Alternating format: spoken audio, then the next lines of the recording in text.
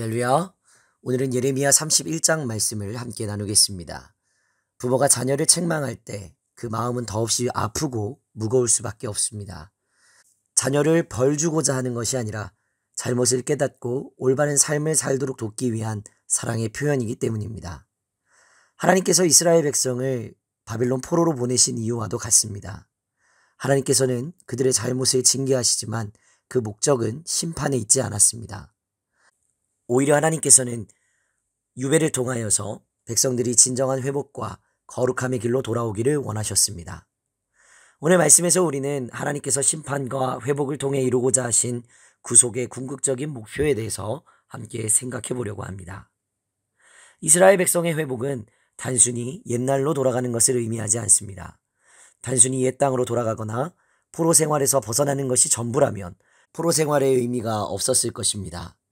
하나님께서 계획하신 회복의 중심은 하나님과의 관계 회복 그리고 언약의 회복입니다. 이것은 단순히 육신적인 복귀가 아니라 그들의 영적 상태가 하나님 앞에서 거룩하고 의로운 백성으로 변화되는 것을 의미합니다. 이스라엘 백성은 자신들의 노력이나 수단으로 복을 만들어내려 했지만 그것은 가짜에 불과했습니다. 하나님께서 주시는 참된 복을 받아들이고 거룩한 나라로 다시 세워지는 것이 하나님의 계획입니다.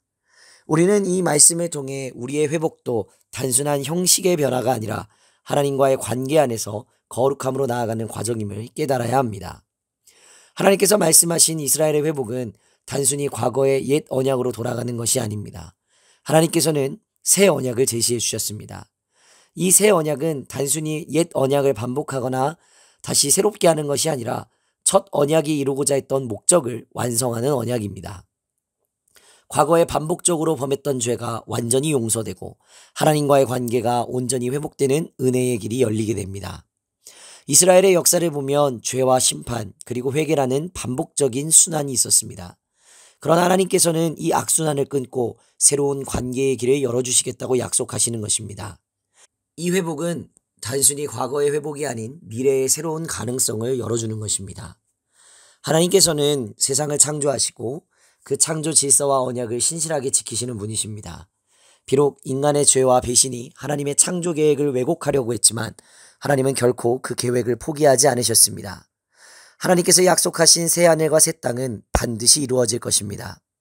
하나님께서는 단순히 과거를 회복하는 것을 넘어 완전한 나라를 세우는 것을 목표로 하고 계십니다. 이 말씀을 통해 우리는 하나님의 뜻이 인간의 잘못으로 인해 결코 좌절되지 않는다는 사실을 깨닫게 됩니다. 하나님께서는 혼돈 가운데에서도 질서를 세우시고 심판 가운데에서도 회복을 준비하십니다.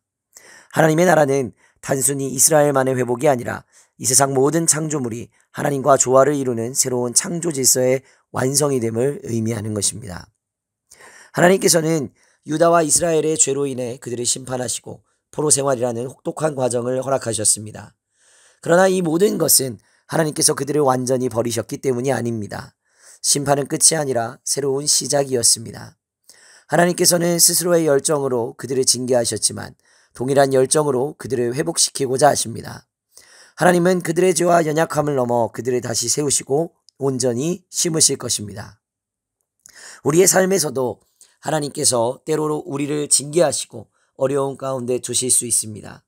그러나 이 모든 것은 단순한 형벌이 아니라 우리를 거룩하게 하시고 하나님의 백성으로 세우시기 위한 사랑의 과정임을 믿으시길 바랍니다.